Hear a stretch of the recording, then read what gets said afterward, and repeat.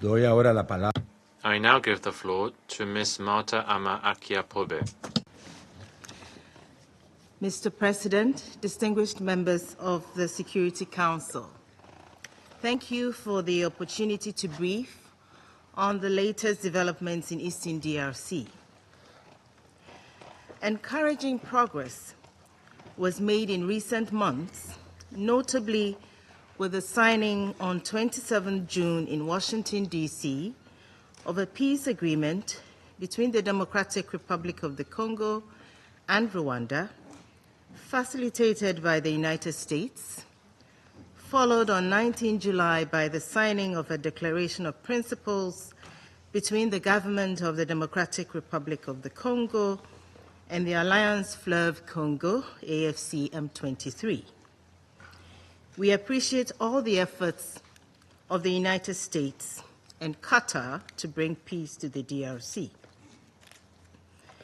The inaugural meetings of the Joint Oversight Committee and Joint Security Coordination Mechanism, foreseen in the 27 June Agreement, were held on 31st July and on 7th and 8th August, respectively, and helped lay the groundwork for the implementation of the agreement. Efforts are also underway to develop a regional framework for economic integration, as provided for in the agreement. Furthermore, representatives of the DRC government and the AFC M23 have been meeting again in Doha, Qatar, over the last few days to build on their declaration of principles, address obstacles to its implementation, and make way towards a full-fledged peace agreement. Meanwhile, a joint virtual summit of the East African Community and the South African Development Community, held on 13th August, endorsed the merger of the mandate of the 5 EAC SADC facilitators with that of the African Union-led mediation, led by President Faure Gnassingbé of Togo.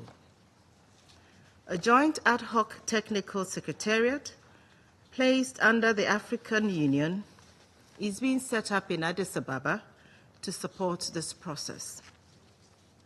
Both President Faure Gnassingbé and the facilitators have conducted extensive consultations. The United Nations has provided support where needed.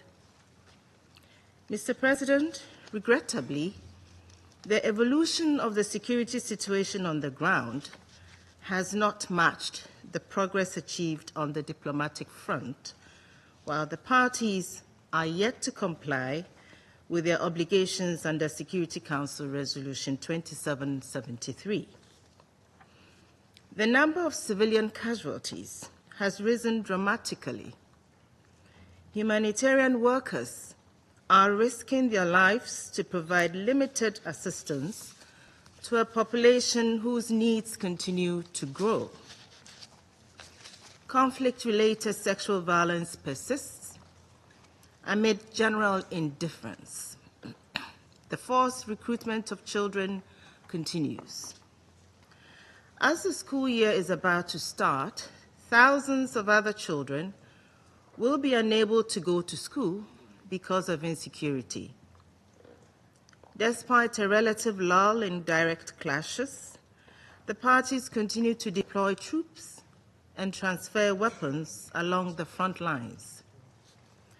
Mr. President, in North Kivu, the conflict has escalated significantly since April.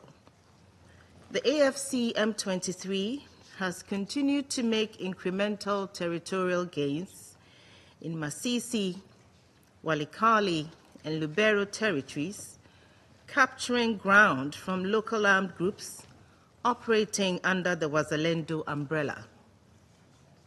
On 6th August, United Nations High Commissioner for Human Rights, Volker Turk, issued a statement indicating that according to credible reports received by the UN Human Rights Office, at least 319 civilians, including at least 48 women and 19 children, were killed by the AFC M23, backed by members of the Rwanda Defense Force, between 9th and 21st July in 4 villages in Rushuru territory in North Kivu province.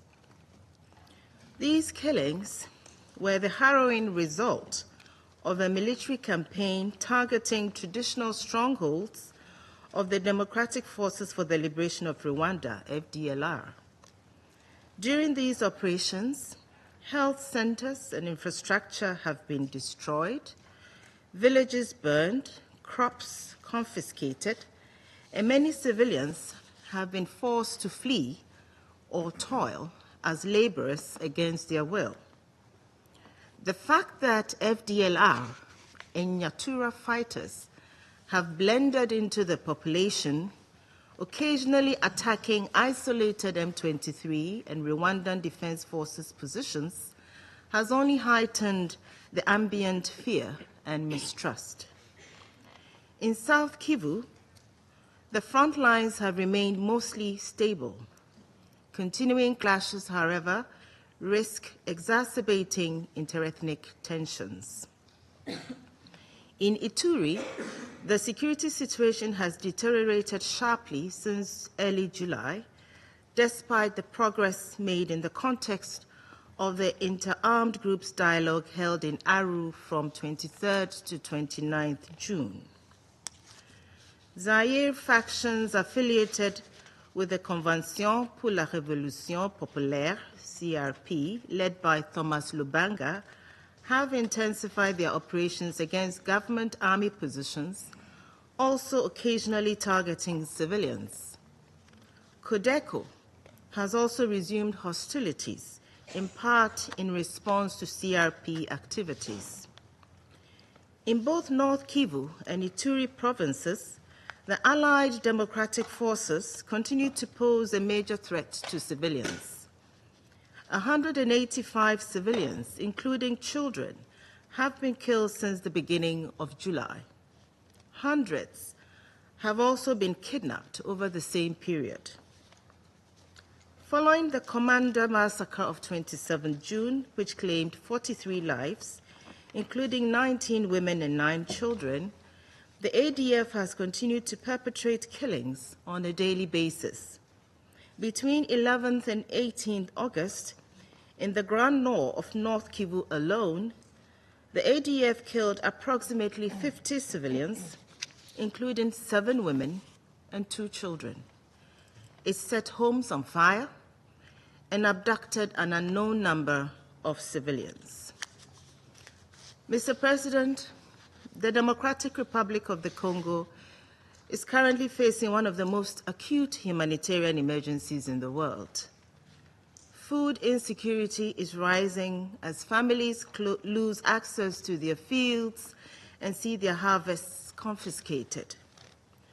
Today, 5.9 million Congolese are internally displaced, including 1 million in North Kivu and 1.5 million in South Kivu. Families are repeatedly uprooted, caught in a cycle of fear and constant displacement.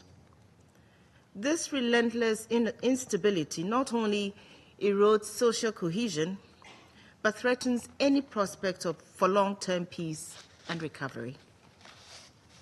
We cannot and must not accept the extreme suffering and recurrent horrors that are commonplace in Eastern DRC.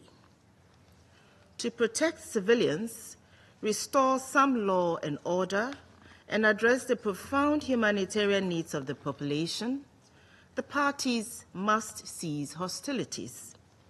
They must respect and comply with their obligations under Resolution 2773 in their entirety, with the sustained support of this Council and the international community.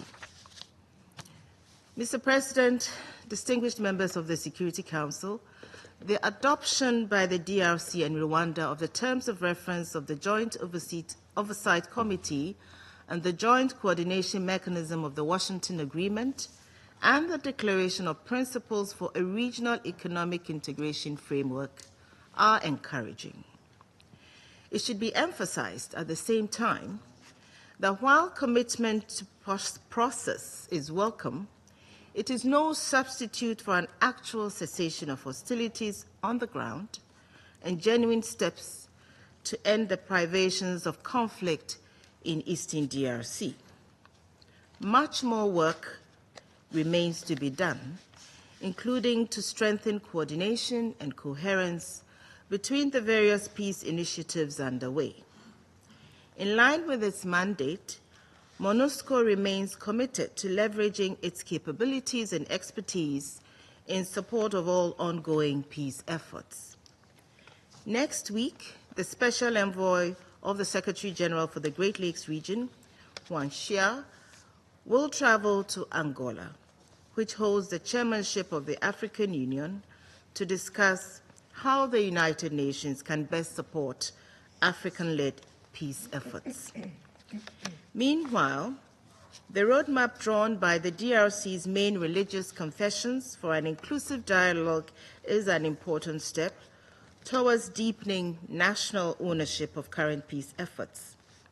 It aims to address the deep-rooted social, political, and economic drivers of conflict and instability in the DRC. At this critical juncture for the DRC and the region, it is vital that this Council place its full weight behind current peace efforts, alongside exerting its influence to ensure respect for and compliance with Resolution 2773. All parties must live up to their commitments and obligations. They must place at the center of their concerns the well-being of the millions of the men, women, and children who continue to bear the brunt of the ongoing crisis. While the situation on the ground remains dire, there is every reason to hope that with the genuine engagement of the parties and the concerted support of the international community, peace for the people of Eastern DRC is possible. Thank you for your attention. Agradezco a la señora. I thank Ms. Pobee for her briefing. I now give the floor to those council members who wish to make statements.